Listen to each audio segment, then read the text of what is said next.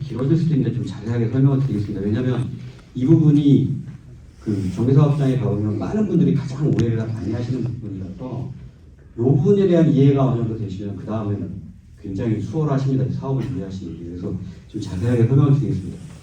우선 도정법이라고 우리가 흔히 얘기하는 도시 및 주거환경정비에 관한 법률에서는 재개발, 우리가 예전에 가장 많이 들었던 재개발 사업이나 재건축 사업이 있습니다. 그때는 조합 설립을 하기 전에 조합 설립 동의서를 받을 때 추정 분담금, 대략적인 추정 분담금을 의무적으로 넣도록 되어 있고, 이 도정법에 따른 사업에서는 추진위원회라는 준비 단계가 있습니다. 그러다 보니까 그때 추진위원회에서 평가자들을 섭외를 합니다. 평가자들을 섭외해서 야, 내가 너 얼마 줄 테니까 우리 추정 분담금이 어느 정도 나올지 좀 평가 좀 해봐, 이렇게 부탁을 해요. 근데 이 빈집법 같은 경우는 이제 절차를 굉장히 간소화시켜서 빠르게 진행을 시키려고 하다 보니까 추진위원회라는 준비 단계가 없습니다. 그러다 보니까 평가자들을 섭외해서 맡길 만한 사람이 없는 거예요. 맡길 만한 주체가 없는 거죠.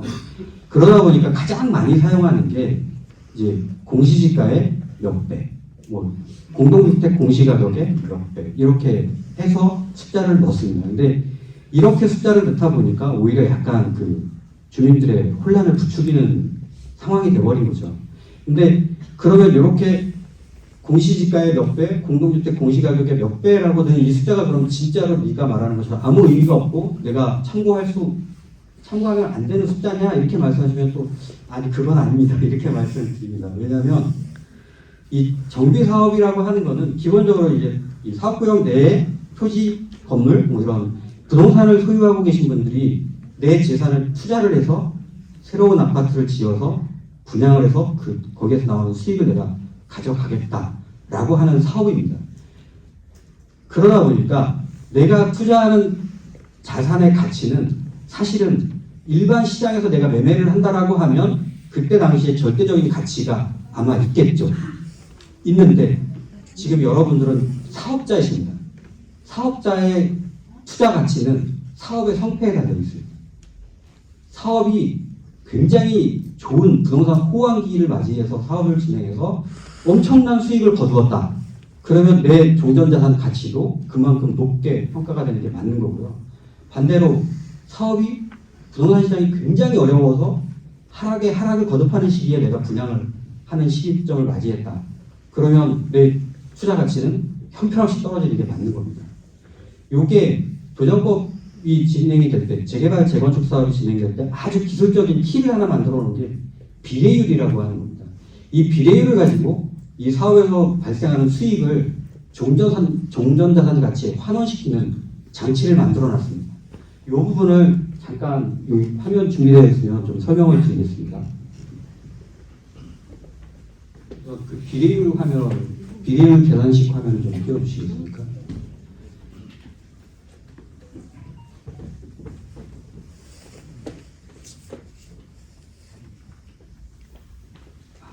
이걸 저 주시죠.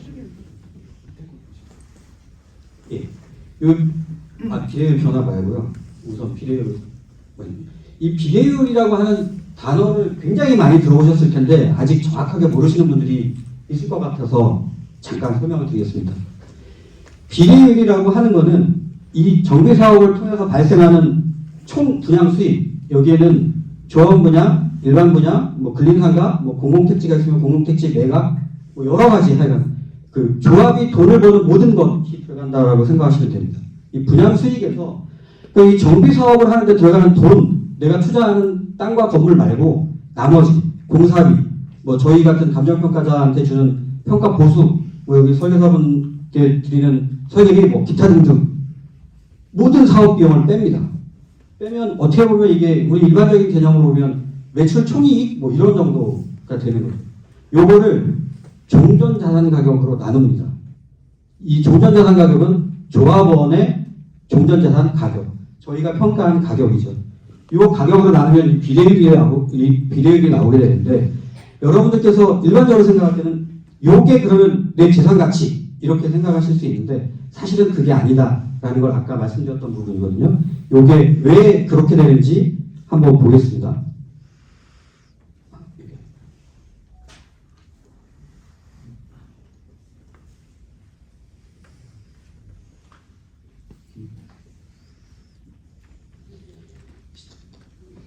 아까 우리가 봤던 그 비례율 계산표에서 사업비, 그 다음에 조합 문제가 이 매출 부분입니다. 이 부분은 고정되어 있다라고 생각을 해보고 종전자산 평가 금액을 낮은 것부터 위로 이렇게 올려봤습니다. 올려봤더니 비례율 계산식에 따라서 보면 비례율이 150%, 1.5, 1.2, 1.0 이렇게 나옵니다. 이거는 그냥 간단한 산수니까 지금은 이제 빠르게 진행돼서 모르시겠지만 가만히 생각해 보시면 아실 겁니다. 그러면 이 권리가액이라는 게 산정이 되는데 권리가액은 종전자산 평가금액 곱하기 비례율입니다. 권리가액이 종전자산 금액은 400원, 500원, 600원 이렇게 달라졌는데 권리가액은 600원, 600원, 600원 다 똑같습니다.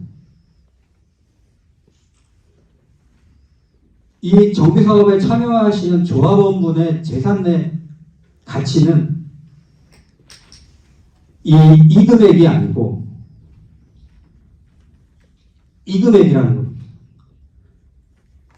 그래서 내가 분양받는 아파트와의 가격의 차이 부분은 분담금으로 납부를 하게 되는데 종전자산 평가금액의 변화와 전혀 상관없이 내 권리가액은 똑같고 내 분담금도 결과적으로 똑같습니다.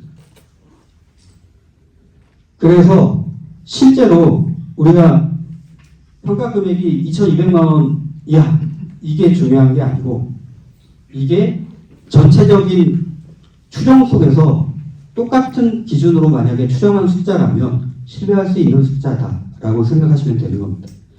실제로 이 2,200만 원이 평가가 될지 아니면 어떻게 될지는 나중에 그 평가 방식 뭐 이거 설명드릴 때 다시 설명드리도록 하겠습니다. 네, 알겠습니다. 자, 그러면 두 번째 질문 드리겠습니다. 감정평가 금액은 언제 알 수 있습니까? 네, 이 조금 전에 우리가 봤던 종전자산 평가 금액은 어쨌든 이제 내가 투자하는 자산의 규모, 상대적인 비율 이걸 결정하는 숫자인데 이게 아무 때나 할 수는 없잖아요. 그래서 법적으로 딱 기준일을 정해놨습니다. 그 기준일이 이 빈지법에서는 건축심의 인가를 통지받은 날, 그 날을 기준으로 해서 종전자산을 평가하도록 법정화되어 있습니다. 그래서 여기 모아타운 구역이 조합들이 잘 성립이 되고 진행이 된다라고 하면 통상적으로 제가 그동안 경험했던 가로주택 정비사업 조합들의 경우를 보면 조합 설립 인가 이후에 빠르면 한 1년, 좀 늦으면 한 2년, 요때쯤 되면 이제 건축심의 인가를 받게 됩니다. 그럼 그때 평가를 합니다. 종전자산 평가를.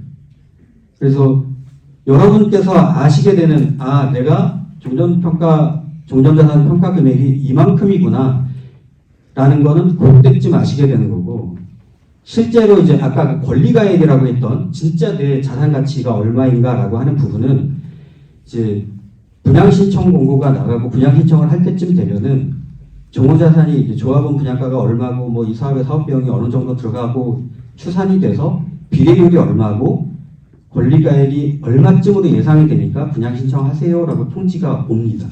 그때가 돼야 실제로 내가 이 사업에서 내 자산은 이 정도 가치로 평가가 되는구나라는 걸 아실 수 있을 겁니다. 그래서 여기서 현실적으로는 아마 앞으로 한 1년 뒤 아니면 2년 뒤쯤 아실 수 있을 거다 이렇게 말씀드리겠습니다.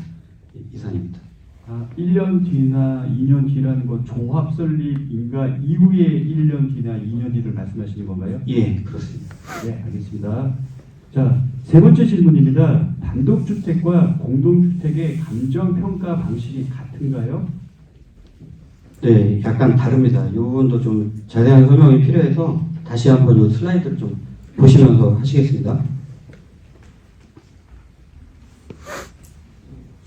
이 슬라이드가 원래 제가 시흥동의 모아타운에서 설명을 하던 슬라이드를 빼와가지고 예. 일단 감정평가에 절대 원칙이 하나 있습니다.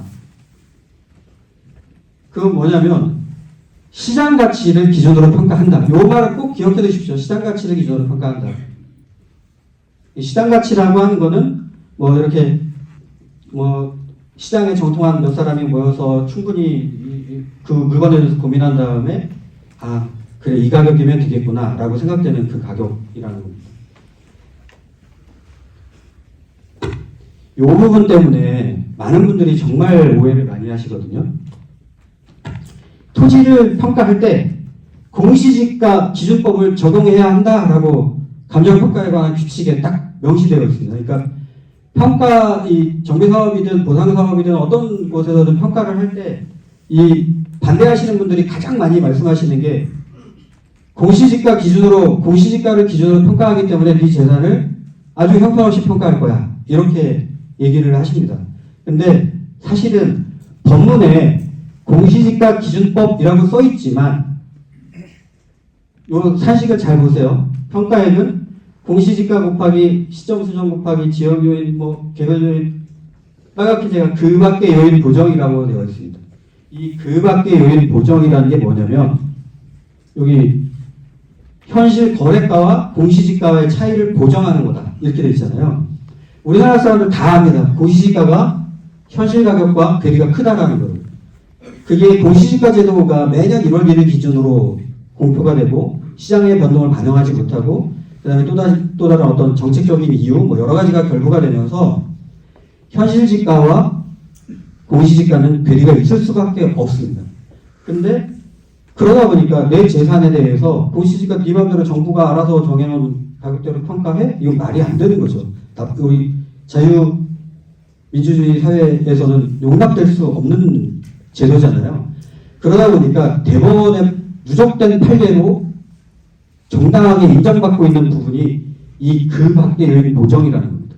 이 그 밖의 요인 보정이라는 게 뭐냐면 공시지가랑 그 동네 실제 가격이랑 차이가 얼마인데 얼마나 나? 그걸 계산해 보는 겁니다. 계산해 봐서 공시지가보다 실제 거래 가격이 1.5배야. 그럼 여기다 1.5를 그냥 곱하는 겁니다. 2배 차이나 그럼 여기가 2배가 되는 2를 곱하는 겁니다. 그래서 토지는 현실적으로 공시지가 기준법으로 평가를 하지만 아까 대원칙 시장 가치로 평가가 되는 겁니다.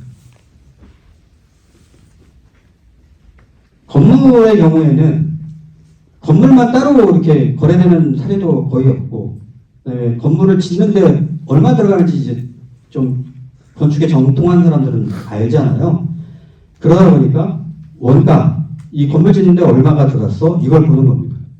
실제로 내가 건물을 살 때도 아 이거 짓는데 얼마지? 얼마 들어갔겠네? 이거 몇 년 지났으니까 얼마 감가해야 되겠네? 그래서 거래가 이루어진다 라고 보거든요. 현실적으로 실제 거래되는 금액들을 이렇게 계산을 해보면 얼추 맞습니다. 그래서 이 방법을 씁니다. 여기에 이제 많은 분들이 가장 헷갈려 하시는 부분입니다. 토지와 건물의 일괄 감정평가. 이 집합건물 법에서 구분소유권이라고 되어 있는데 이 구분소유권이 뭐냐면 여러분이 가장 많이 보시는 게 다세대 주택, 연립주택, 아파트 아니면 뭐 어떤 상가들 뭐 이렇게 내가 전속적으로 내가 어떤 부분을 쓰고 있는데 거래를 할 때 보니까 나 땅 얼마 건물 얼마 이렇게 계약하지 않고 몇 동 몇 호 뭐 어떤 건물에 몇 층 몇 호 뭐 이렇게 계약하는 물건들이 있어요. 그게 구분소유 건물이라고 하거든요. 얘는 건물과 토지를 따로 분리해서 거래를 하지 않고 그 묶어서 한꺼번에 거래를 합니다. 그렇다 보니까 평가를 할 때도 걔가 묶여있는 같은 구분 건물의 사례를 가지고 이런 요인들을 비교해서 가격을 매깁니다. 근데 얘도 어떤 분들은 이렇게 말씀하시죠. 얘는 시가평가고 토지는 공시지가평가야 이렇게 말씀하시죠. 얘는 아까 말씀드렸지만 대원칙 시장가치평가 그걸 벗어날 수가 없습니다. 아까 말씀드렸지만 공시지가는 그 밖의 요인 보정이라는 걸 통해서 보정이 이루어지기 때문입니다. 실제로 평가 방법은 다르죠. 토지, 건물, 집합건물, 구분건물 이게 다 다른데 최종 결과치는 다 동일합니다. 물론 뭐 규모나 뭐 위치나 이런 것들 가격은 제각각의 그 가격이 나오겠지만 절대적인 원칙은 시장 가치라고 합니다. 여기서 부연 설명을 하나만 더 말씀을 드리면 이 구분 소유 건물의 경우에 대지권이라는 게 이제 건물의 전유 부분에 딸려서 이렇게 거래가 되지만 대지권이라고 해서 뭐 몇 분의 몇 이렇게 나오는 토지 면적이 있어요. 이 정비사업이나 재개발 사업이나 뭐 가로주택 정비사업이나 소규모 재건축 사업이나 이런 사업이 진행되는 곳에 가보면 거래를 할 때 야 얘는 대지가 몇 평이니까 대지가 크니까 대지가 작으니까 그러면서 대지권당 얼마 이렇게 거래가 됩니다. 근데 그거는 이 구분 소유 및 집합 건물의 소유 및 관리에 관한 법률에 대한 오해이고요. 실제로 가격 형성이 되는 것도 보면 거래는 그렇게 이루어지지만 꼭 그 대지권의 면적에 따라서 거래가 벌어지지는 않아요. 전용 부분에 그 전용률이라고 하는데 뭐 그 크기, 뭐 대지권의 크기 이런 것들이 복합적으로 작용을 해서 거래가 되거든요. 그래서 실제로 이제 뭐 평가가 이루어졌거나 아니면 거래가 이루어졌을 때 이거 대지권당 얼마인데? 라고 해서 이렇게 저희한테 이렇게 따지러 오시는 분들이 있거든요. 실제로 그 동네에서 거래된 그 집합 건물 쭉 놓고 대지권당 가격을 다 환산해 보면 정말 천차만별입니다. 그래서 대지권당 얼마 이렇게 말하는 그 이야기에 속으시면 안 됩니다. 실제로 나중에 어떤 곳에 가서 거래를 하시더라도 대지권당 얼마 이렇게 보시면 안 되고요. 건물 전유 부분과 결부시켜서 생각하시고 그것과 비슷한 사례랑 비교를 해보시고 내게 높구나 가격이 내게 가격이 낮구나 이렇게 판단하셔야 됩니다. 네, 이상입니다. 네, 열정적으로 설명해 주신 대한감정평가법인 김진만 평가사님 수고하셨습니다. 이것으로 감정평가 관련 질문과 답변을 마치겠습니다. 다음은 그 질의서 취합 결과 감정평가 부분과 거의 비슷한 양의 질의가 접수된 설계 및 건축 관련 질의입니다. 이번 설명은 건축사이며 진양 엔지니어링 건축사 사무소의 대표이사인 김중일 대표이사님이 설명하겠습니다. 자, 그럼 질문 드리겠습니다. 자, 첫 번째 질문입니다. 자양사동 모아타운은 15층 이상 건설되지 못하나요? 일단 답변을 드리면 15층 이상 건립이 될 수가 있습니다. 근데 제가 이게 된다 안 된다의 근거 자체는 법률적 근거로 말씀드려야 될 것 같습니다. 서울시 빈집 및 소규모 주택 정비에 관한 조례에 보시면 34조 1항, 2항, 3항이 있습니다. 1항 같은 경우는 이종 7층이 할 경우에 도시계획 심의를 통해서 평균 7층까지 할 수 있다. 2항 같은 경우에는 이종 일반 주거 지역이 도시계획 심의를 통해서 15층까지 가능하다. 3항 같은 경우에는 관리 지역일 경우에 층수 제한을 두지 않는다. 이렇게 되어 있습니다. 모아타운이라는 건 법적 용어 자체가 아닙니다. 모아타운을 통해서 순서는 모아타운이 최종적으로 되는 법적 지역은 소규모 주택 정비 관리 지역입니다. 그래서 34조 3항에 나오는 관리 지역이라는 말 뜻은 소규모 주택 정비 관리 지역일 경우에 층수 제한을 두지 않는다가 맞습니다. 여기서 말씀하시는 이제 자양사동 모아타운은 15층 이상 건립되지 못하나요? 자체는 자양사동 모아타운이 관리계획 수립을 통해서 건축심의 또는 통합심의가 되죠. 그 빈집법에서 건축심의과 일반 시행령에서 하는 건축심의는 다릅니다. 빈집법에서 건축심의는 도시계획 결정사항들이 결정됩니다. 그러니까 용도나 층수나 이런 것들이 결정되는 사항이고 소규모 주택 정비 관리 지역으로 지정될 수 있는 겁니다. 그래서 관리계획이 수립을 되고 건축심의가 통과가 되어서 소규모 주택 정비 관리 지역이 되면 모아타운의 2종이라 하더라도 층수 제한을 받지 않습니다. 그리고 2종이 3종이 되면 특히나 층수 제한을 더 받지 않습니다. 결론적으로는 관리 지역이 되면 층수 제한을 받지 않는다는 뜻입니다. 이상입니다. 그러면 올해 하반기에 구청에서 관리계획안이 수립되면은 15층 이상 층수 제한이 없어지는 게 맞습니까? 관리계획 수립 자체는 법적으로 어떤 효력 자체가 있는 건 아닙니다. 관리계획 수립을 신청을 하고 그것들이 결정되는 건 건축심의에서 결정이 되는 사항들입니다. 건축심의에서 결정이 되면 되는데 일반적으로는 건축심의에서 나오는 통합심의라고 하는데 통합심의는 크게는 도시와 건축의 통합뿐만이 아니라 경관, 교통 여러 분야를 통합심의로 다 통합한다는 뜻이 복합적으로 이루어져 있는데 관리계획 수립을 되면 그것도 공고가 되면 일반적으로는 그렇게 이해하시면 됩니다.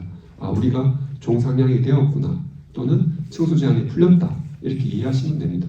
세부적인 것들이 결정이 되고 법적 효력이 있는 건축심의가 남아있지만 이 지역은 그렇게 된다고 보시면 이해하실 수 있을 것 같습니다. 이상입니다. 네, 감사합니다. 그럼 두 번째 질문입니다. 자양사동 모아타운의 층수는 언제 결정됩니까? 금방 말씀드렸던 사항 같은데요. 층수 자체 결정되는 것도 관리계획이 수립이 되고 건축 심의 때 결정이 되는데 관리계획 수립 자체가 결정되었다고 보셔도 무방합니다. 네. 네, 알겠습니다. 자, 세 번째 질문입니다. 자양사동 대부분이 2종 7층인데 3종으로 종상향이 가능합니까? 예, 가능합니다. 그리고 그 자체는 사례는 이제 강북구 번동과 중랑구 면목동을 예를 들 수가 있습니다. 면목동 같은 경우는 2종 7층 지역인데 관리계획 수립 내용을 보시면 3종으로 종상향 한글로 되어 있습니다. 그리고 2종 7층 원래 서울시 같은 경우에 2종 7층이 3종이 된다는 것은 두 단계 상향으로 보통 일반으로 보지만 그거는 서울시만 있는 거라고 이해하시면 되고 2종이 3종이 되었다고 보시면 됩니다. 가능합니다. 네, 네, 실증 사례는 그러면 강북구 번동과 중랑구 면목동으로 이해하면 되겠습니까? 네, 맞습니다. 네, 마지막 질문입니다. 임대주택은 기부 체납인가요? 아니면 매각인가요? 임대주택 같은 경우는 법 체계를 먼저 말씀드려야 될 것 같습니다.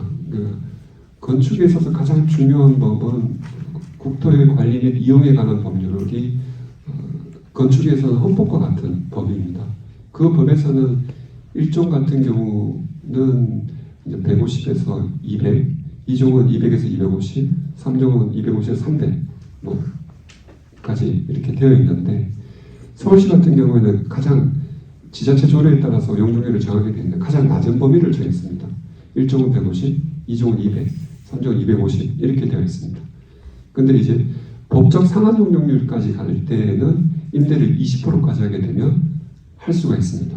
그거 자체는 매입형 임대라고 합니다. 그러니까 뭐 LH든 SH든 사가지고 드리는 임대입니다. 그리고 종상향을 한다는 임대율이 있습니다. 종상향은 기본 전제가 뭐냐면 기부 체납을 받았을 때 종상향 해준다는 뜻입니다.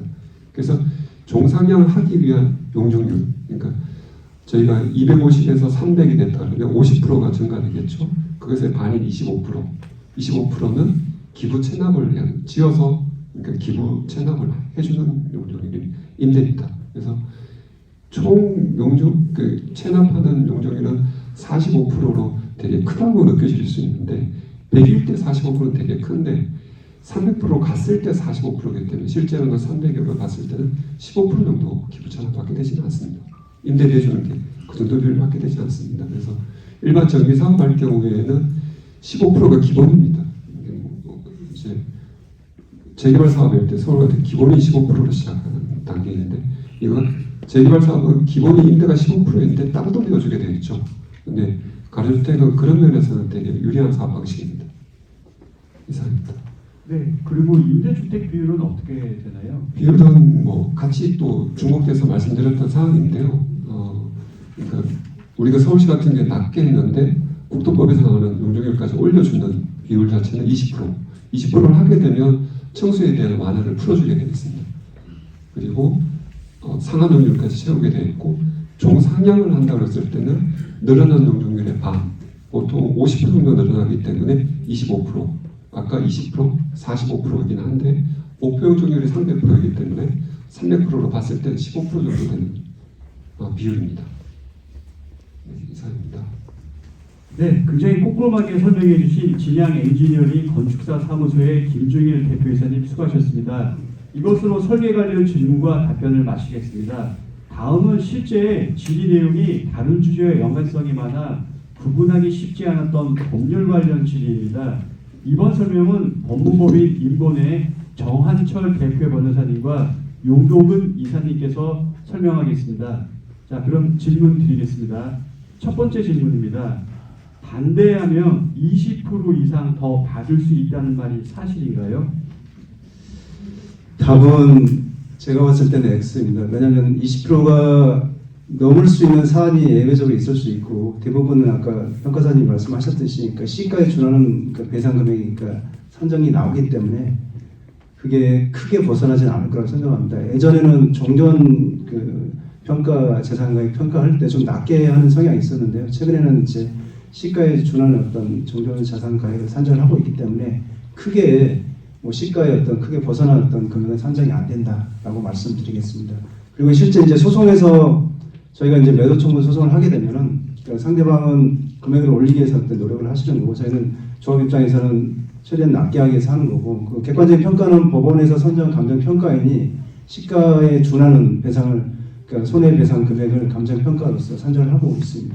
그래서 조합 입장에서 너무 터무니없이 높게 나왔다면 산정에 대한 어떤 객관적인 기준이 좀 부당하다고 해서 다시 한번 보완 감정 내지는 사실을 통해서 그러니까 금액을 낮추기 위한 노력을 하는 거고 또 터무니없이 너무 낮게 나왔다고 선정하면 시가에 비해서 그러면 이제 그쪽 그 토지등 소유자 비동의자 입장에서는 그러니까 객관적으로 좀 높이기 위해서 또 다른 어떤 거래사를 제시한다든지 여러 가지 어떤 그 사례들이 존재하고 있습니다. 그래서 일단 원칙은 시가 보상이다. 매도 청구 자체가 원래 그러니까 사실 이제 이 빈집법이라는 그 소규모 주택 사업법이 있는데요. 이거는 가로주택 정비 사업은 재개발을 근거로 해서 어떤 모방을 한 건데 실질은 그러니까 소규모 재건축, 그러니까 일반 재건축과 내용이 동일한 것 같습니다. 그래서 일반 재개발 같은 경우에는 시가 배상이 아니라 개발력이 배제한 어떤 그 가액이 산정이 되는데 이 가로주택 사업이라든지 그 소규모 재건축 같은 경우는 그냥 개발력이 포함된 시가 배상이 원칙이다라고 생각하시면 될 것 같습니다. 그리고 이제 그 관련해서 어찌됐든 매도 청구는 이제 미동의자들 그 가로주택도 마찬가지고 소규모 재건축도 마찬가지고 건축 심의가 난 시점에 이제 사실상 매도 청구 할 수 있는 어떤 단계에 진입한다라고 아시면 될 것 같습니다. 일반 재건축 재개발 같은 경우 한참 뒤에 사업 시행인가 이후에 그러니까 늦게 되는데 이건 사업 자체를 굉장히 빨리 가게 되도록 하기 위해서 만든 특별법이기 때문에 건축 심의 이후에 바로 매도 청구 들어갈 수 있습니다. 네. 그 정도 선에서 시가 보상이 원칙이다. 시가에 준해서 판결 결과가 나온다. 이렇게 알고 계시면 될 것 같습니다. 네, 알겠습니다. 자, 두 번째 질문입니다. 동의한 주민이 매몰 비용을 책임지나요? 매몰 비용은 원칙적으로 책임지지 않습니다. 왜냐하면은 그러니까 정비사를 가다가 해제된 경우가 종종 있거든요. 그러니까 이제 그런 경우에 있어서는 일반 그 법인들 같은 경우에 이제 도정법도 마찬가지고 이 조합들은 민법의 사단법인 규정을 주종을 하고 있거든요. 그래서 파산 절차를 진행하게 되는데 일반적인 파산 절차는 그 구성원들이 그러니까 최종적으로 어떤 책임을 지는 게 맞는데 이 도정법상의 어떤 아니면 그 빈집법상의 어떤 조합들 같은 경우에는 참여하는 어떤 업체들이 그러니까 일정한 리스크를 감수하고 사실 들어온 부분이 있거든요.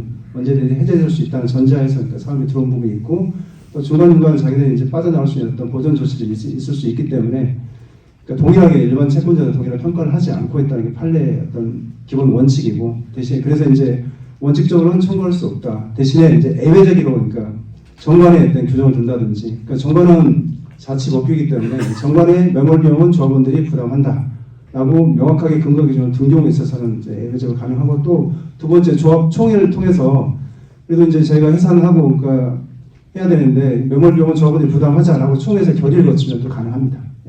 또 예외적으로 조합원들이 조합과 개별적으로 약정을 맺은 경우가 있습니다. 조합과의 개별적인 약정서를 써서 내가 이 조합 사업이 그러니까 안 갔을 경우에 내가 개인적으로 다 매몰 비용 부담하겠다 이렇게 하시는 분들 그러니까 그런 예외적인 어떤 세 가지 경우에 있어서는 특별한 사정이 있다고 판단하고 그 책임을 지도록 하고 있습니다. 그래서 원칙적으로는 사업이 이제 안 됐을 경우에 매몰 비용 청구하기 어렵다 이게 이제 판례고 그러니까 정관도 마찬가지인데 단순히 그러니까 조합원들이 매몰 비용 부담한다 이 규정 갖고는 또 안 됩니다. 구체적으로 비용 발생의 어떤 근거라든지 분담 내역이라든지 기준이라든지 범위 이제 구체적으로 세세하게 다 기재를 해야지만 청구를 할 수 있고 어설프게 수상적으로 매몰비용 부담한다 이거 갖고는 절대 청구 못합니다. 하여튼 판례가 그렇게 엄격하게 해설하고 있습니다.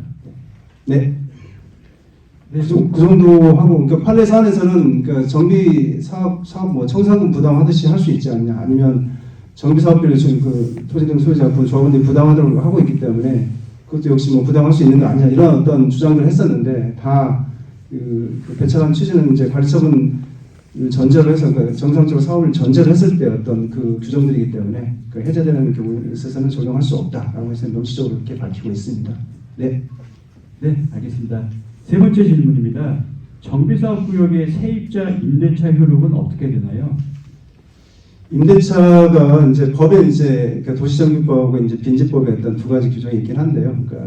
그러니까 도시정비법은 기본적으로 이제 관리처분 인가 시점 기준에서 이제 사용 수익이 그러니까 중지가 된다. 근데 이제 빈집법은 사업시행 인가, 사업시행 인가와 관리처분이 사실 동시에 이루어지기 때문에 사업시행 인가 고시가 있은 날로부터 임차인들, 뭐 전세권자, 기타 등등 권리자들은 사용 수익이 중지가 된다. 사용 수익은 누가 가져가냐면 조합이 가져갑니다. 그때부터 조합은 내가 사용 수익할 수 있는 권리가 있기 때문에 용도 조정을 할 수 있는 겁니다. 그래서 토지 등 소유자는 자기 소유권을 이제 조합에 넘기고 이제 신탁을 하죠. 그리고 미동의자들은 매도 청구, 그러니까 사과라고 하는 거고. 그리고 이제 임차인들이 문제인데 임차인들 사용 수익권이 이제 그때부터 없어집니다. 없어지는 대신에 이제 임대 보증금 반환을 받아야 되는데 그 반환은 건물 임대인한테 할 수 있지만은 그러니까 조합에 바로 그러니까 사업 시행된 조합에 바로 직접 청구도 가능합니다. 왜냐하면 그게 언제 받을지 모르는 어떤 그러니까 확실하게 받을 수 있는 어떤 그 법인한테 받는 게 훨씬 더 낫겠죠. 그럼 조합은 임차인한테 보증금 반환해주고 그 사후적으로 부상권을 이제 토지 등 소유자한테 행사를 하게 됩니다. 그렇게 해야지 조합자에 빨리 갈 수 있는 어떤 구조가 되기 때문에 토지 등 소유자는 어찌됐든 건물을 갖고 있기 때문에 사실은 나중에 이 금액을 자기들이 채무로 이제 정산할 수밖에 없는 구조거든요. 그래서 그렇게 가능하다. 그렇게 말씀드리고 그리고 이제 참고적으로 가로주택 사업은 일반 이제 판례들 이제 최근에 나온 거 보시면 그러니까 임차인들한테 영업 보상을 해줘야 되냐라고 했을 때 법이 특별하게 이제 규정을 하고 있는데요. 그러니까 재개발 사업이 아닙니다. 그러니까 규정 내용, 빈집법상의 규정은 그러니까 재개발 사업 같은 영업 손실 보상 반드시 해줘야 되는데 가로주택 정비법상에 임차인들에서 영업 손실 보상을 해줄 의무는 없습니다. 그래서 판례도 인정을 안 하고 있고 그 임차인 관련된 모든 그 뭐 이사비라든지 뭐 기타 등등 관련된 규정들은 임대인, 그러니까 건물주가 내부적으로 해결해야 됩니다. 조합이 거기서 뭐 배상을 해주고 보상을 해주고 그렇게 할 수 있는 근거 규정이 없고 임차인들 역시 마찬가지로 뭐 그걸 조합에 요구할 수 있는 법적 근거가 없습니다. 대신에 이제 조합 입장에서 안 나가면 이제 명도하고 퇴거 소송을 하겠죠. 그렇게 진행이 된다는 거. 그 정도 일반 재개발과 좀 다르다. 그 재개발을 생각하시면 안 됩니다. 가로주택 사업 자체니까. 그래서 좀 법이 약간 애매모호하게 돼 있는데 하여튼 빨리 가게끔 하여튼 신속하게 가게끔 하기 위해서 일반 그렇게 규정을 두고 있습니다. 물론 예외적으로 공공이 주체가 되는 가로주택 정비사업은 보상을 해주도록 되어 있어요. 그러니까, 하여튼 그렇게 알고 계시면 될 것 같습니다. 네. 네. 굉장히 꼼꼼하게 자세하게 설명해 주신 법무법인 인본의 정한철 대표 변호사님 수고하셨습니다. 이것으로 법률 관련 질문과 답변을 마치겠습니다. 다음은 앞서 설명드린 내용의 종합적인 이해와 큰 틀의 설명이 필요하고 모아타운 사업 자체에 대한 비교 평가가 필요하여 마지막에 배치한 질의입니다. 이번 설명은 MI 하우징의 CSO 차봉준 대표님이 설명하겠습니다. 자, 그럼 질문 드리겠습니다. 모아타운이 재개발과 비교시 어떤 혜택이 있나요? 자, 모아타운에 대한 기본적인 이해를 좀 돕고자 합니다. 모아타운은 빈집 및 소규모 주택 증비에 관한 특례법에서 나온 도시 재생형 사업입니다. 그리고 일반 재개발은 여러분 아시겠지만 도시 주거 환경 정비법에서 나온 내용이죠. 특례법이라고 하는 것은 이 법에 따라서 특별한 혜택을 부여한다는 뜻입니다. 일반적인 법률과는 다르죠. 일반적인 법률은 규제를 위한 것이고 이 특례법은 혜택을 부여한다는 겁니다. 따라서 기본적인 재개발 사업과는 다른 크게 세 가지의 혜택을 부여하고 있습니다. 첫 번째, 우리가 역구역, 우리 롯데캐슬을 여러분들께서는 많이 보셨을 겁니다. 얼마나 오랫동안 사업을 진행했었고, 드디어 올해 7월에야 그 일주를 하게 되죠. 또 우리 인근에 있는 성수 전략정비구역 같은 경우에는 지금 20년째 아무것도 못하고 있습니다. 그만큼 서울 시내에서 진행되고 있는 재건축은 워낙 이 가로대 정비 사업은 법에서 허용하는 한 제일 빠른 사업 속도를 가지고 있습니다. 서울시에서 추정하기로는 2년에서 3년, 길면 4년 정도를 이야기하는데 저희 같은 전문가들이 추정을 해본 바 그 정도는 어렵고 한 5년 정도면 우리 지역에 새로 아파트를 짓고 입주할 수 있는 그런 시간을 보장합니다. 그 이유는 법에서 주장하는 가장 큰 시간이 걸리는 우리 지역의 기본 계획을 수립하고 추진 예례를 수립하고 조합을 수립하는 약 5년에서 7년 정도의 시간을 깡그리 없애버렸습니다. 또 하나 각종 심의들도 통합을 해주고 우리 사업 시행인가, 건축 허가와 관리 처분인가, 즉 우리 재산을 이렇게 이 사업을 통해서 번 재산을 어떻게 나누어 가질 것인가를 결정하는 시간도 통합을 함으로 인해서 약 10년 이상의 시간이 줄어든 겁니다. 이것이 우리 가로대 정비사업, 즉 모아타운이 가지는 가장 큰 장점입니다. 두 번째는 이걸 싸게 사업을 할 수 있게 도와줍니다. 이 싸게라는 말에는 참 여러 가지가 포함되는데 재개발의 기본적인 서울시의 평균을 보면요, 재개발 아파트 한 평을 짓는데 평균적으로 1,000만 원에서 1,100만 원 정도가 소요가 됩니다. 이 중에서 공사비는 반 정도밖에 안 됩니다. 그럼 나머지 반은 뭘까요? 앞서 설명드린 대로 협력업체에 대한 용역비, 또 우리 조합에서 들어가는 사업비. 가장 큰 것은 우리 조합은 돈이 없기 때문에 돈을 빌려서 사업을 해야 되고 그 사업 기간 동안에 빌린 돈의 이자가 어마어마하게 붙습니다. 요즘 여러분 이자가 얼마나 되시는지 아시죠? 6%, 7% 막 갑니다. 주택담보대출은 좀 다행히 좀 떨어졌죠. 근데 우리는 돈을 빌릴 때 이주비는 주택담보대출로 빌리지만은 사업비는 신용대출입니다. 그것도 시공사의 담보로. 그러니까 어마어마하게 비쌀 수밖에 없죠. 그 비싼 돈을 10년 이상 빌려 쓰게 되면 이자가 엄청날 수밖에 없습니다. 다행히 가로대 정비사업에서 주어지는 큰 혜택 중에 하나인 사업비 대출은 저희가 허그라고 하는 대한주택도시보전공사의 정책자금을 통해서 저리로 빌려 쓸 수 있습니다. 1.5%의 변동금리로 빌려 쓰는데 작년 말에 한 2.2% 정도로 올랐습니다.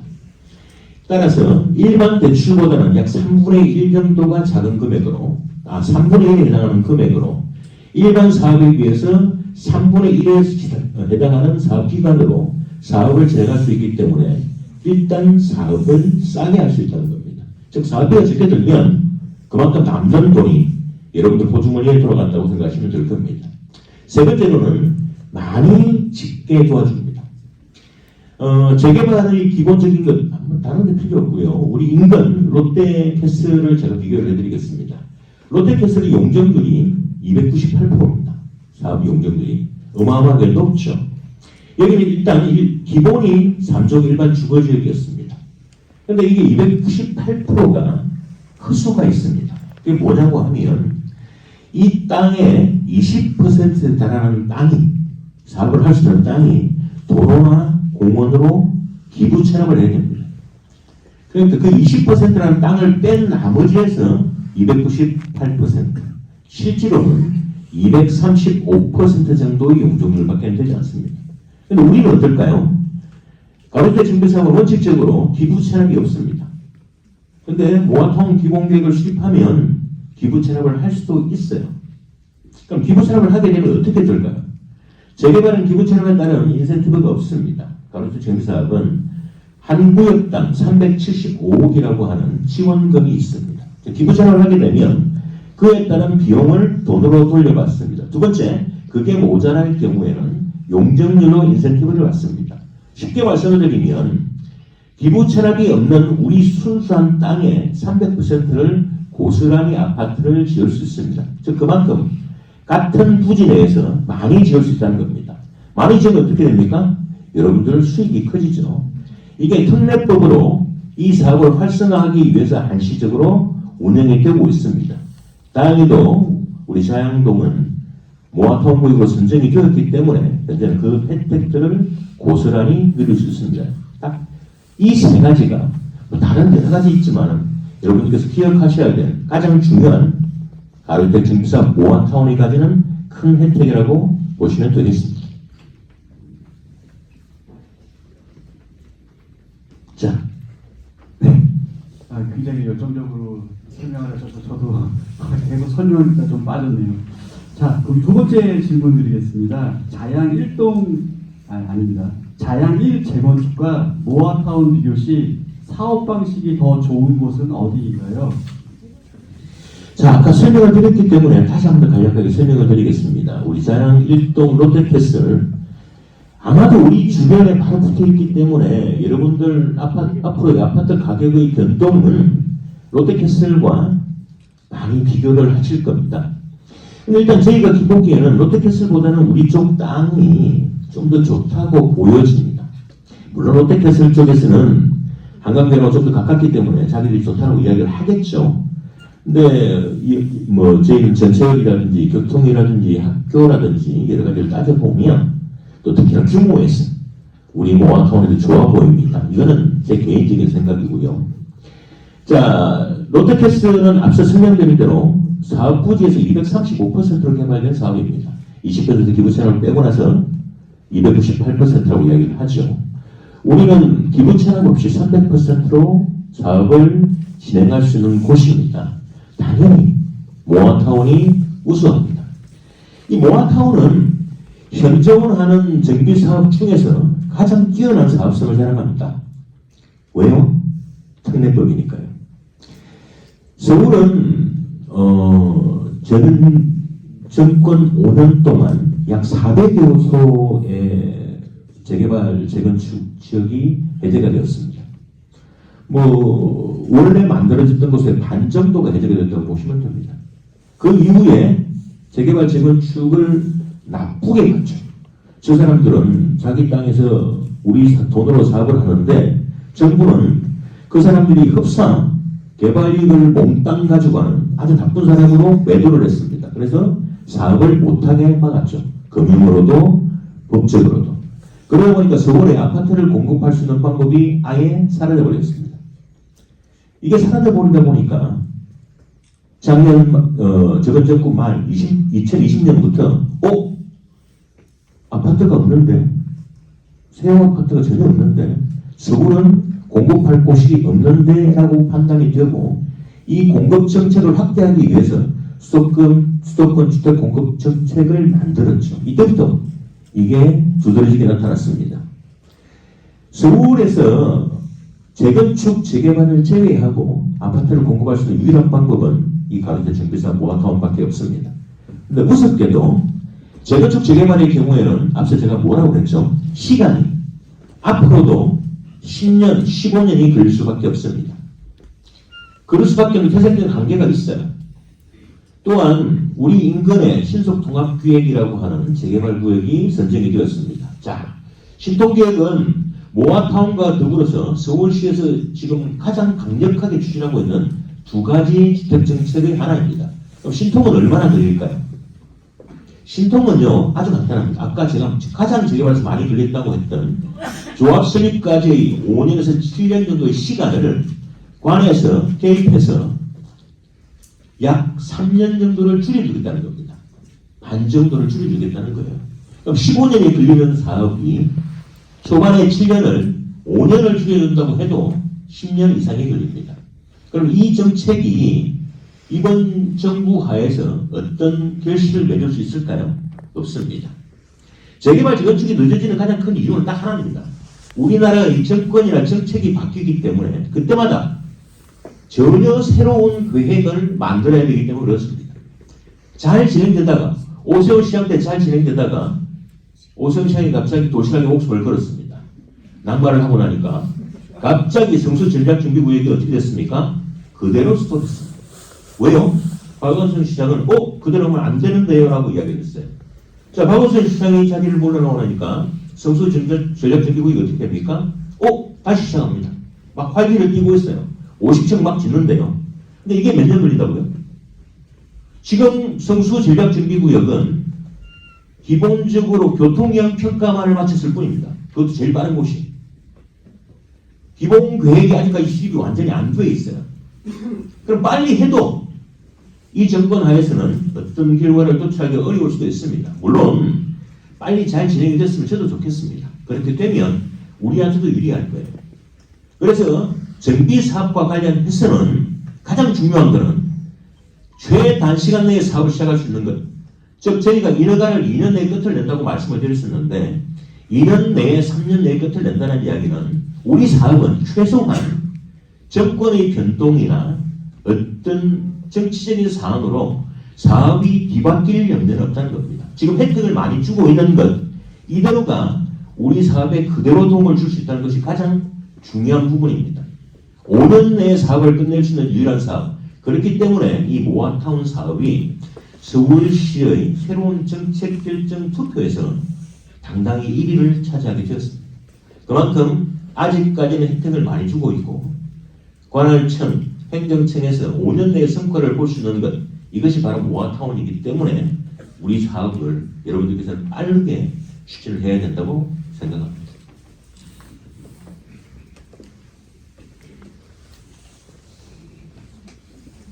자, 그리고 제가 부가적으로 몇 가지 우리 전문가 패널께서 하신 말씀에 좀 설명을 드리겠습니다. 아까 임대아파트 기부 체납인가요? 매각인가요?를 말씀하셨는데 기부 체납 부분도 있고 매각도 있다고 말씀하셨습니다. 그런데 이 말이 조금 여러분께서 오해하실 소지가 있습니다.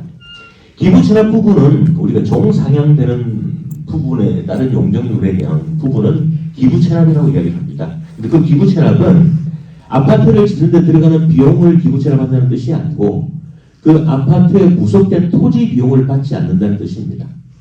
그러니까 아파트 건설하는 데 들어가는 비용은 기부 체납이든지 매각이든지 고스란히 다 돌려받고 매각은 토지 비용까지도 저희가 돌려받는다 그렇게 생각하시면 되겠습니다.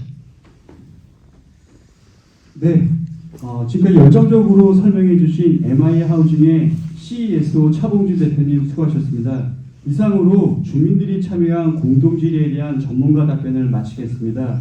성실히 답변해 주신 5분의 전문가에게 수고하셨다는 말씀을 전달드리고 고생하신 5분의 전문가에게 뜨거운 박수 부탁드리겠습니다.